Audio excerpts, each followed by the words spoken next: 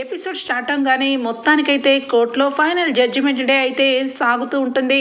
ఓదాంపు వాదనలు జరుగుతూ ఉండగా ఇక లాయర్స్ అయితే ఇద్దరికిద్దరు ఒకరికొకరు ఇక గట్టిగా శిక్ష పడాలి రాస్క్ అని చెప్పి అనామిక లాయర్ మాట్లాడుతూ ఉంటే, నా క్లయింట్ నిరపరాధి, మీరు త్వరలోనే ఇక ఖచ్చితంగా తెలుసుకుంటారు అని చెప్పి వాదిస్తూ, ఇంకా కావ్య అప్పు ఇద్దరు రాలేదేంటి, వాళ్ళిద్దరూ ఇక కోర్టులో ఖచ్చితంగా సబ్మిట్ చేస్తామన్న విషయాలు ఏమీ సబ్మిట్ చేయలేదు అలా అని చెప్పి ఫైనల్గా ఇక ఏం జరుగుతుందా అని చెప్పి కుతూహలంగా అందరూ వెయిట్ చేస్తూ ఉంటారు. ఇంతలోనే ఇక అనామిక లాయర్ అయితే, సో చూడండి మీలా నిజానికి ఈ నేరస్తుడు నేరాన్ని చేశాడు అని మనకి ఇక సాక్ష్యాధారాలు అయితే కళ్ళకి కట్టినట్టు కనబడుతున్నాయి. రాడ్డు మీద ఫింగర్ ప్రింట్స్ ఉన్నాయి, తన కారులో సామంత్ బాడీ కూడా అలానే ఉంది.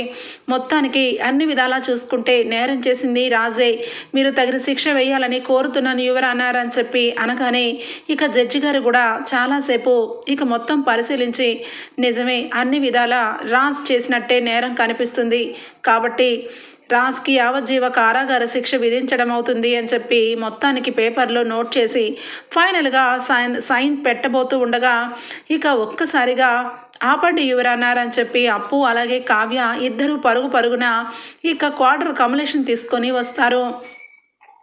ఇక అందరూ చూసి ఆశ్చర్యపోతూ ఉండగా అనామిక అక్కడి నుండి చూస్తూ గుడ్లు ఉరిమి చూస్తూ ఉంటుంది. కమలేష్ వంక ఇక తూగుకుంటూ వస్తాడు.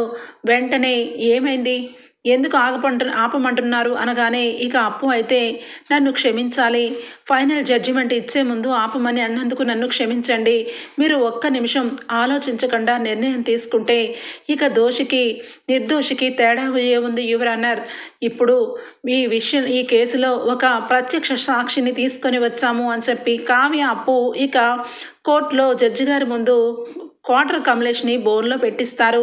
ఇక క్వార్టర్ కమలేష్ని క్రాస్ ఎగ్జామినేషన్ అయితే మొదలు పెడతారు. అనామిక లాయర్ అయితే, మీ పేరేంటి అనగానే కమలేష్ అని చెప్పి కొంచెం మత్తులో చెప్తూ ఉంటాడు. ఒక్క నిమిషం, మీరు ఈ కేసు విషయంలో ఏం చెప్పడానికి వచ్చారు అని చెప్పి గట్టిగా అడగగానే, ఏం చెప్తాను, 55 రూపీస్ ఇవ్వు, క్వార్టర్ తాగాలి అని చెప్పాను. కానీ ఏం మాట్లాడుతున్నావు, ఇది కోర్టు, ఇక్కడ 55 రూపీస్ ఇవ్వడం ఏంటి, అసలు ఏం మాట్లాడుతున్నావు నువ్వు అని చెప్పాను. కానీ ఏం మాట్లాడుతున్నాను లాయర్, నేను కూడా ఒకప్పుడు ఎడ్యుకేటివ్నే, కానీ ఇదిగో ఇలా తాగుడికి అలవాటైపోయి ప్రతి విషయంలోనూ తాగడానికి డబ్బులు ఇస్తే తప్ప నా నోటి వెంట మాటలు రావు అనగానే జడ్జి గారు ఇక విచిత్రంగా చూస్తూ ఉంటారు. చూసారా మిలాట్, జడ్జిమెంట్ని ఇల్లు తప్పుదోవ పట్టించడం కోసం ఒక తాగుబోతుని తీసుకొని వచ్చి సాక్ష్యం చెప్పించాలని చూస్తున్నారు. ఏంటమ్మా ఇదంతా, నువ్వు పోలీస్ ఆఫీసర్వి కదా, నీకు తెలీదా, ఇలాంటివి తాగుబోతులు రోడ్ల మీద వెళ్తూ ఉంటే వాళ్ళని తీసుకొని వచ్చి కోర్టులో ప్రొడ్యూస్ చేయడం ఎంతవరకు కరెక్ట్ అనగానే, నన్ను క్షమించాలి మిలాట్, నిజానికి ఈ క్వార్టర్ కమలేష్ అనే అతను ఈ కేసు విషయంలో ప్రత్యక్ష సాక్షి, ఆయన ఆ రోజు అక్కడే ఉన్నాడు, అందుకే అతన్ని తీసుకురావాల్సి వచ్చింది అనగానే, ఏంటి ఏం చూసావు, ధైర్యంగా చెప్పు, అలాగే నువ్వు ఏం చూసావో కళ్ళకి కట్టినట్టుగా చెప్పు అని చెప్పి జడ్జి గారు అడుగుతారు.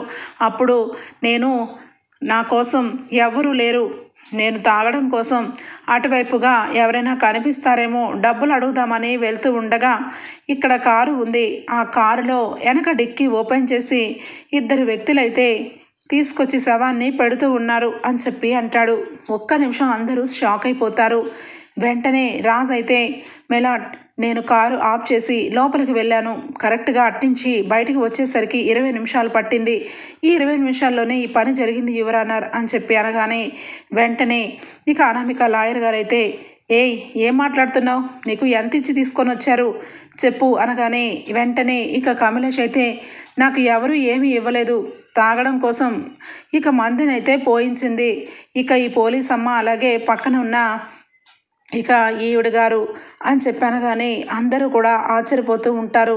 ఇక వెంటనే పక్కనే ఉన్న లాయర్ అయితే, ఏంటి మీ బెదిరింపులేంటి, తాగబోతులు సాక్ష్యాలకి పనికిరారని ఎక్కడైనా ఉందా రాజ్యాంగంలో, తను చెప్పేదంతా నిజమే, ఆ రోజు ఇక ఎవరు లేని టైంలో ఈ శవ మార్పిడి జరిగిందనడానికి ప్రత్యక్ష సాక్షి ఆయన అనగానే ఇక వెంటనే జడ్జి గారు అయితే, మీరు చెప్పేది కరెక్టే, కానీ తను గంట క్రితం ఏం మాట్లాడుతున్నాడో తర్వాత ఏం మాట్లాడతాడో తెలియదు. మత్తులో ఉన్న మనిషి సాక్ష్యం చల్లదు అని చెప్పి జడ్జి గారైతే అనటం జరుగుతుంది. లేదు యువర్ ఆనర్, నేను చూసింది నిజమే. ఆ రోజు ఒక అమ్మాయి, ఒక ఇద్దరు నలుగురు రౌడీలు వచ్చారు. ఒక వ్యక్తిని బలంగా తల మీద గాయపరిచి చంపేసి ఎవరు లేని టైంలో ఒక కారులో పెట్టారు. ఆ వ్యక్తి గురించి నాకు బాగా తెలుసు, ఇప్పటికీ గుర్తుంది. డబ్బులు ఇమ్మంటే నన్ను తోసి కారులో నుంచి సీరియస్గా వెళ్ళిపోయింది ఒక లేడీ అని చెప్పగానే ఇక వెంటనే అక్కడే ఉన్న లాయర్ అయితే ఆ లేడీని ఎవరో గుర్తుపట్టగలవా అనగానే ఖచ్చితంగా గుర్తుపడతాను, కానీ ఇక్కడ లేరు కదా అనగానే ఇక్కడే ఉన్నారు, కావాలంటే మీరు అనగానే ఇక వెంటనే లాయర్ అయితే ఏం మాట్లాడుతున్నావు, మా క్లయింట్ ఎందుకు రావాలి, వాడేదో చెప్తున్నాడని నా క్లయింట్ని అవమానిస్తున్నారు యువనారా అనగానే మీ క్లయింట్ని అవమానించినట్టు కాదు, తాగుబోతు సాక్ష్యం పనికిరాదు అంటున్నారు కాబట్టి ఆ వ్యక్తి మనుషుల్ని గుర్తుపట్టే స్థాయిలో ఉన్నాడా లేదా అన్నది చెక్ చేయాలి కదా యువరానర్ అనగానే అనామికని ఇక బోన్లో ప్రొడ్యూస్ చేస్తారు. అనామిక ఇక మెల్లగా నడుచుకుంటూ రాగానే దగ్గర నుండి చూసి ఆ రోజు నువ్వే కదా వినపరాడుతో తల మీద కొట్టావు అతన్ని, అతను ఒక్క దెబ్బకే కింద పడిపోగానే సైలెంట్గా తీసుకొచ్చి ఇక ఒక కారులో పెట్టారు. నేను అదే టైంలో నేను డబ్బులు అడిగితే నన్ను తోసేసావు నువ్వే అని చెప్పి గుర్తుపట్టి చెప్తాడు ఇక క్వార్టర్ కమలేష్ అయితే. ఇక మొత్తానికైతే ఇక అనామిక ఇక డ్రామా స్టార్ట్ చేస్తుంది. ఏంటి యువరానర్, కావాలని ఒక మనిషిని తీసుకొని వచ్చి కావాలని నేను చంపినట్టుగా క్రియేట్ చేస్తున్నారు. అక్కడ నేనే చంపినట్లయితే ఆ రాడ్డు మీద నా వేలు ముద్రలు ఉండాలి.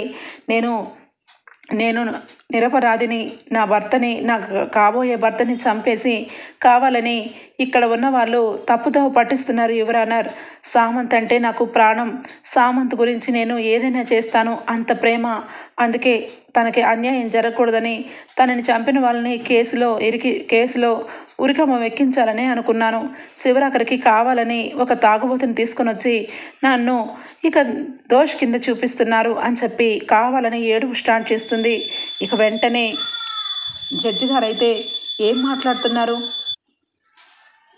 అతను నిజంగానే తాగే ఉన్నాడు, కానీ అంత కరెక్ట్గా నీ పేరే ఎందుకు చెప్తున్నాడు, నిన్నే ఎందుకు అడుగుతున్నాడు అనగానే చూడండి మిలాట్, నిజానికి తాగుబోతులకి డబ్బు ఇవ్వకపోతే ఆ డబ్బు ఇవ్వలేనందుకు వాళ్ళు అదే విధంగా వెనకబడి ఇక విసుగొచ్చేలాగా అడుగుతూనే ఉంటారు.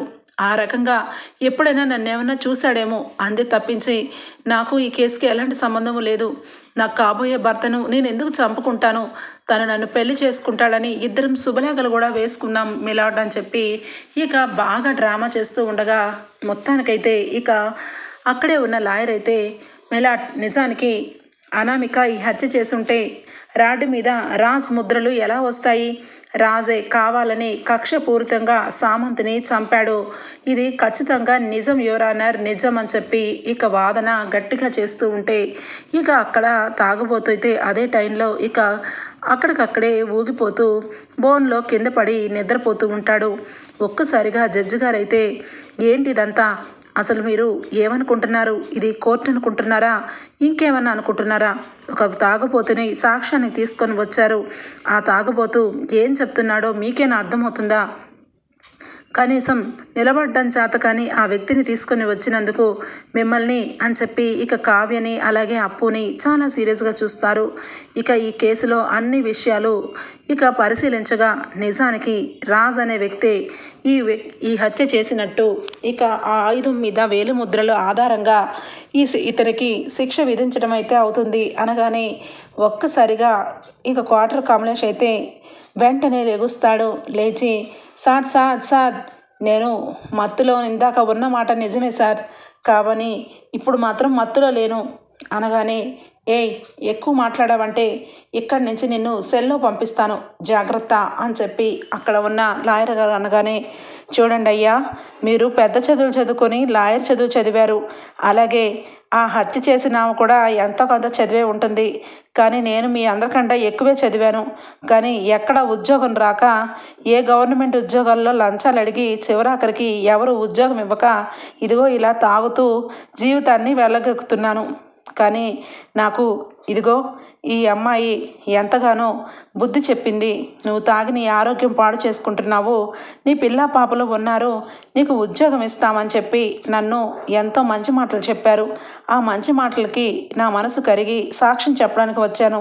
కానీ మీరు అన్నట్టు నేను ఒక తాగుబోతుని, చెప్పిన సాక్ష్యం పనికిరాదు, కానీ చూపించడం అయితే నా ధర్మం అని చెప్పి ఫోన్ను తీసి ఒక్కసారిగా ఊహించని షాక్ ఇస్తాడు క్వార్టర్ కమలేష్. అయితే అందరూ ఇక ఆశ్చర్యపోతూ ఉండగా జడ్జి గారి ముందుకి ఇక సెల్ ఫోన్లో ఉన్న వీడియోని, అయ్యా ఇది ఈవిడ గారు, ఈ అమ్మాయి ఆ రోజు రాత్రి ఏమేమి చేసిందో మొత్తం ఇందులో ఉంది.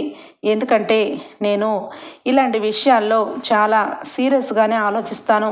ఒకప్పుడు నాకు కూడా న్యాయం అన్యాయం అన్ని విషయాల్లోనూ చాలా స్ట్రిక్ట్గా ఉండే మనిషిని, కానీ నాకు అనుకోని పరిస్థితుల్లో తాగుబోతునయ్యాను అని చెప్పి ఇక మొత్తానికైతే సెల్ ఫోన్లో ఉన్న వీడియోని జడ్జి గారికి చూపించగానే వీడియోని అందరికంటే అందరూ చూసే విధంగా ఇక పెద్ద స్క్రీన్ మీద వేసి అందరూ చూస్తారు. ఒక్కసారిగా కోర్టులో ఉన్న వాళ్ళందరికీ దిమ్మ తిరిగిపోతుంది. ఇక అనామిక, సామంత్ ఇద్దరు కూడా చాలా పెద్ద గొడవ పడుతూ ఉంటారు.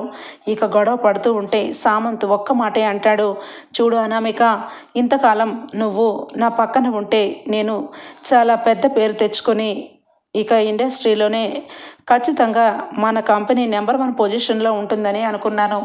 ఈ సొసైటీలో నెంబర్ 1 కంపెనీగా పేరు పొందుతుందేమో అనుకున్నాను.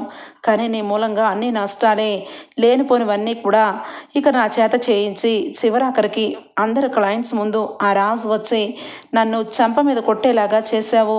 అందుకే ఇక నుంచి నేను నీతో పాటు ఉండడం లేదు. నిజానికి నా జీవితంలో నువ్వు నా పక్కన ఉంటే నష్టమే జరుగుతుందని నాకు అర్థమైంది. రాజ్ ఆ రకంగా ఎందుకు కొట్టాడా అని చెప్పి నేను ఆలోచించాను. నాకు తర్వాత అర్థమైంది, నా కుటుంబం కూడా ఏదో ఒక రోజు రోడ్డు మీదకి వస్తే నేను కూడా చాలా బాధపడతాను. ఒకప్పుడు నేను కూడా రాజ్ లాగే కష్టపడి పైకి వచ్చిన వాడినే, కానీ నువ్వు నా పక్కన చేరి నీ కక్షనంతా కూడా నా మీద రుద్దావు. అందుకే నీకు నాకు ఎలాంటి సంబంధము లేదు. ఇక నుంచి నాతో నువ్వు కలవద్దు, నేను నిన్ను కలవను అని చెప్పి ఫైనల్ వార్నింగ్ ఇస్తూ ఉంటాడు సామంత్. ఇక వెంటనే అనామిక అయితే, ఇదేనా నీ లాస్ట్ మాట అని చెప్పి అడుగుతూ ఉంటే, అవును ఇదే నా లాస్ట్ మాట, ఇక నా కళ్ళ ముందు నువ్వు ఉండొద్దు, నువ్వు ఇక్కడి నుంచి వెళ్ళిపో అని చెప్పి ఇక అనటం జరుగుతుంది. ఆ తర్వాత ఒక్కసారిగా ఇక కోపంతో రగిలిపోతున్న అనామిక, తెలుసు, నాకు బాగా తెలుసు, నువ్వు ఎప్పుడైతే నన్ను చెంప మీద కొట్టావో అప్పుడే నేను అనుకున్నాను నువ్వు ఏదో చేయబోతున్నావని. నీలాంటి వాడిని ఊరికే వదిలేస్తానని ఎలా అనుకున్నావు సామంత్ అని చెప్పి ఒక రాడ్ని పక్క నుంచి తీసి ఇస్సిరి తల మీద కొడుతుంది. ఒక్కసారిగా ఒకే ఒక దెబ్బకి సామంత్ కిందకి కూలిపోతాడు. ఇక వెంటనే సామంత్ మొహంలో మొహం పెట్టి, రేయ్ నువ్వు నన్ను ఇంతగా అవమానించి నన్ను పక్కన పెట్టేస్తే వదిలేద్దామని అనుకుంటున్నావా? ఏమీ తెలియని కళ్యాణ్ని మూచెరువులు నీళ్లు తాగించి ముప్పతిప్పలు పెట్టాను. అలాంటిది నిన్ను ఎలా వదిలేస్తాను? నువ్వు అందరి దృష్టిలో మంచివాడివైపోతావా? ఇప్పుడు ఎన్నాళ్ళు ఈ అనామిక మంచిదైంది, ఇప్పుడు మాత్రం పక్కన పెడతావా? నేను ఎలాంటి దాన్నో నీకు ఇంకా తెలియదు అని చెప్పి ఇక పీక మీద కాలేసి గట్టిగా నొక్కి చంపేస్తుంది. ఒక్కసారిగా సామంత్ అలానే పడిపోయి చనిపోతాడు. ఇక వెంటనే అనామిక ఏం చెయ్యాలో అర్థం కాని పరిస్థితిలో ఇక వెంటనే ఒక్కసారిగా ఐడియా వేస్తుంది. ఈ క్షణంలో రాజ్ ఖచ్చితంగా ఇక్కడికి రావాలి, రాజ్ అంతలా రాజే వచ్చి ఈ శవం ఇక రాజ్ కారులో పెట్టేస్తే ఒక పని అయిపోతుంది అని చెప్పి ఇక వెంటనే ఆలోచించి ఇక రాజ్కి అక్కడి నుంచి రప్పించాలి అంటే ఇద్దరు వ్యక్తులు దాడి చెయ్యాలి అని చెప్పి తనతో పాటు వచ్చిన వ్యక్తుల్ని పెట్రోల్ పోయించేలాగా చేసి ఇమిడియట్లీగా రాజ్ అక్కడికి రాగానే రాజ్ లోపలికి వెళ్ళగానే రాడ్ని ఇక రాజ్కి ఎదురుగా పెడుతుంది. ఆ పెట్టిన రాడ్ని రాజ్ తెలియక టచ్ చేయడం, ఇక అక్కడే పడేయడం, రాజ్ వెనక్కి వచ్చేసే లోపలే శవాన్ని ఇక అందులో పెట్టేయడం, మొత్తం కళ్ళకి కట్టినట్టుగా ఈ ఎపిసోడ్ మొత్తం కూడా ఇక కనబడుతూ ఉంటుంది. ఇంతలోనే ఇక తాగుబోతైతే వీడియో తీసి ఇక అక్కడి నుంచి ఇక అనామిక దగ్గరికి వచ్చి డబ్బులు అడగడం జరుగుతుంది. ఈ అనామిక డబ్బులు ఇవ్వకుండా నెట్టేసి కారులో వెళ్ళిపోతుంది. ఇక జరిగింది ఇది. నిజానికి నేను తాగుబోతునే, కానీ ఎప్పుడొకప్పుడు న్యాయం అన్యాయం తెలియకుండా ప్రవర్తించను అని చెప్పి ఇక క్వార్టర్ కమలేష్ అయితే చెప్పడంతో ఒక్కసారిగా జడ్జి గారికి ఏం మాట్లాడాలో తెలియదు.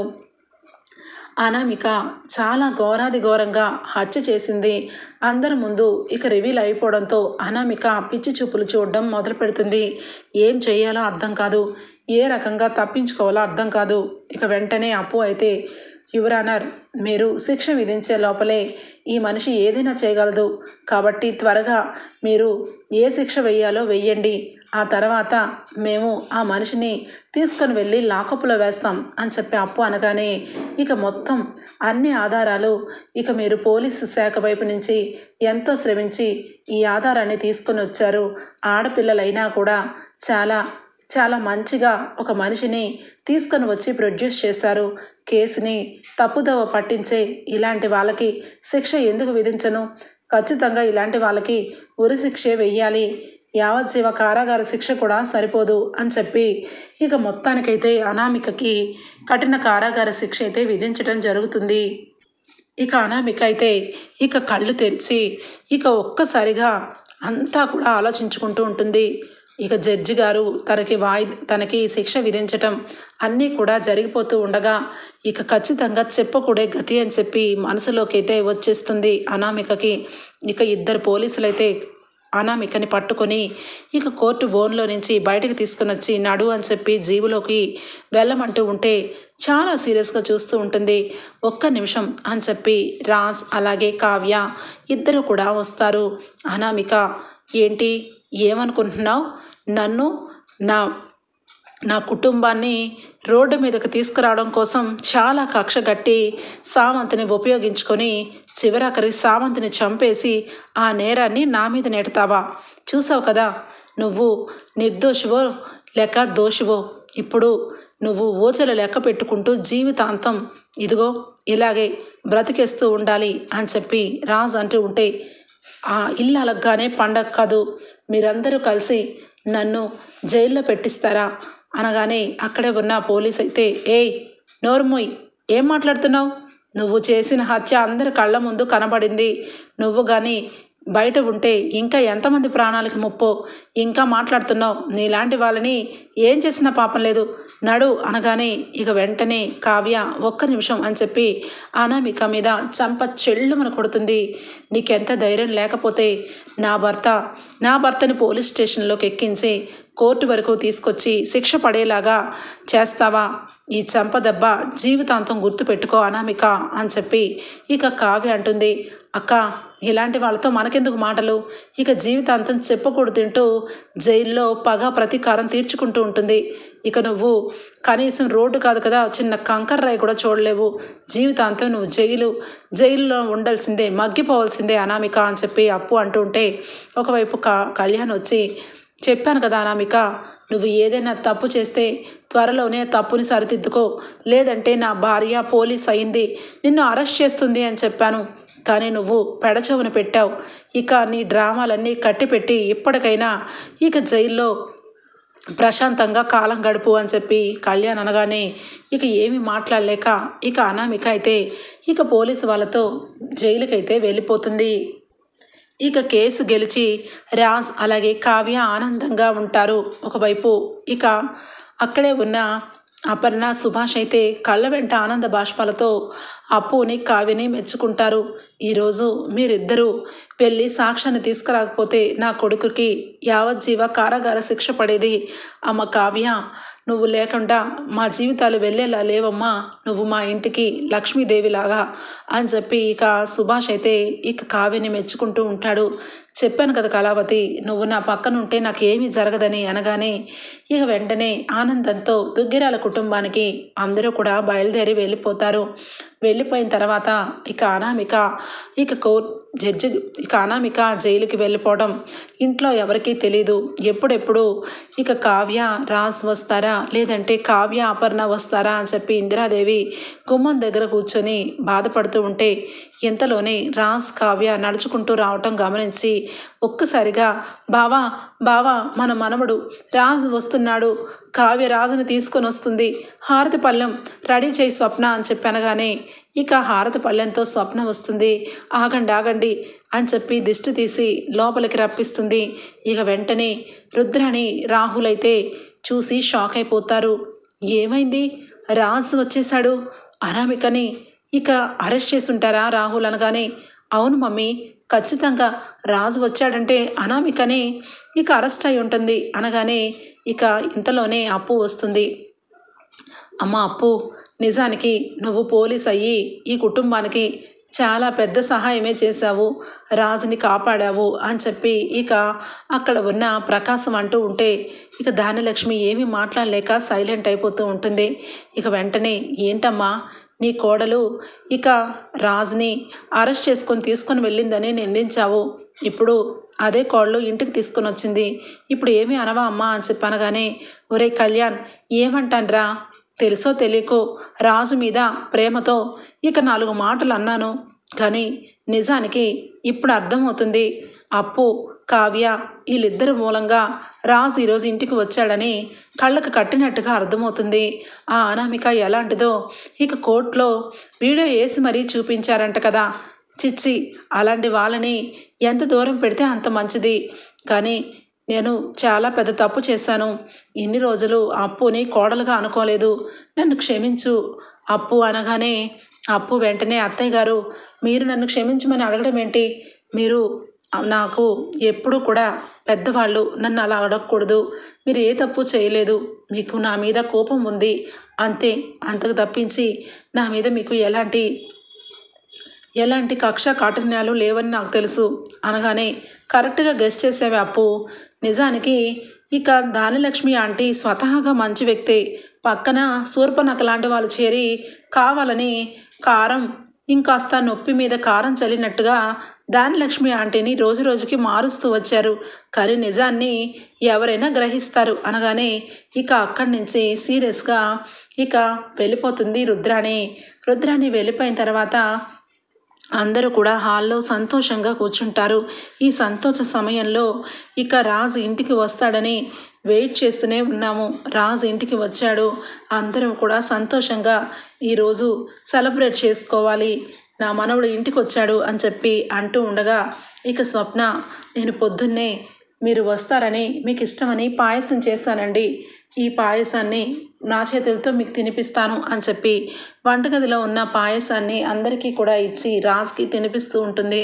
రాజ్ కూడా ముందు నీకు తర్వాతే నాకు అని చెప్పి స్పూన్తో కావ్యకి పాయసం తినిపిస్తూ ఉండగా ఒక్క నిమిషం అండి అని చెప్పి ఇక ఫాస్ట్గా పరిగెత్తి వామిటింగ్స్ చేసుకుంటూ ఉంటుంది.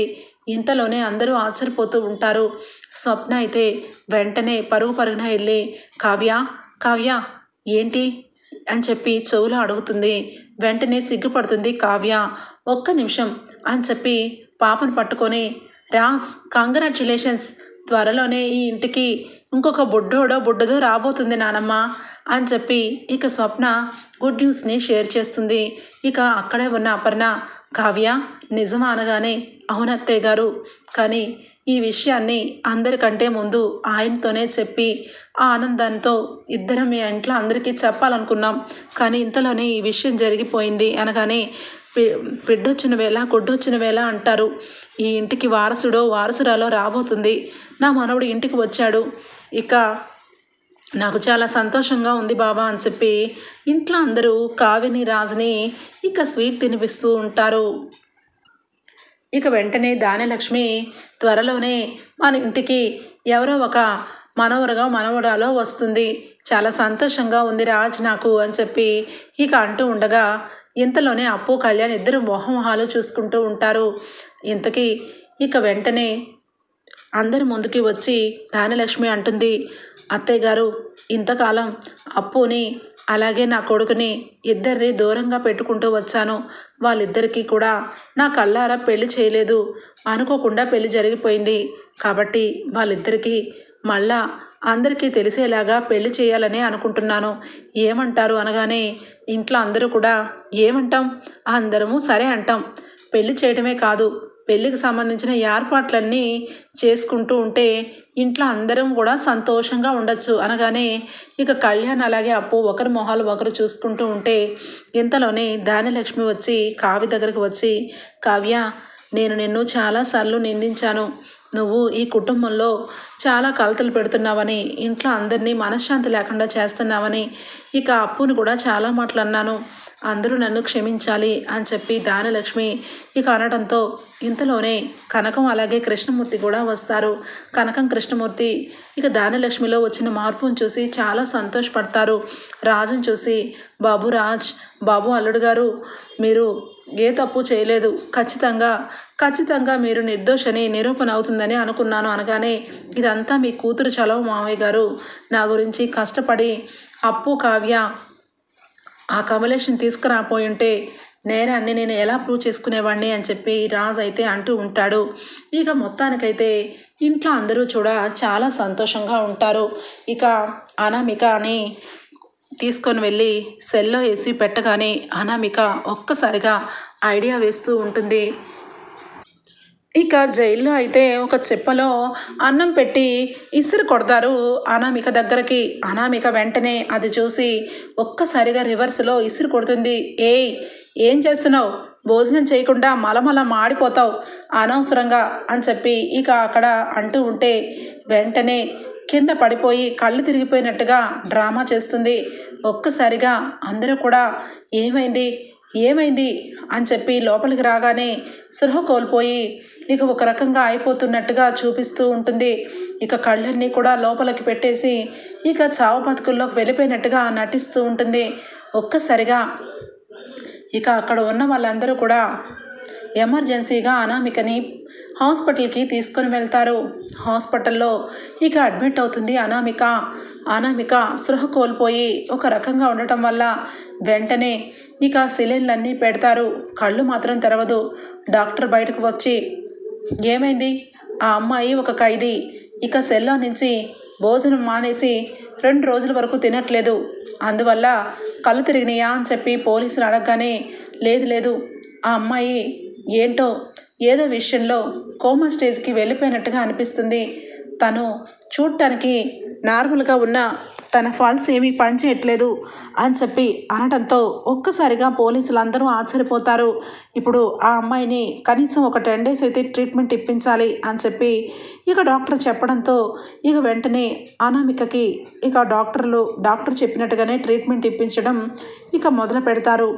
అనామిక 1-2 రోజుల తర్వాత ఇక డాక్టర్ దగ్గరికి రాగానే, నేను చెప్పమన్నట్టుగా చెప్పారు కాబట్టి మీకు చెప్పినట్టుగా మీ అమౌంట్ మీ అకౌంట్లో పడిపోతుంది.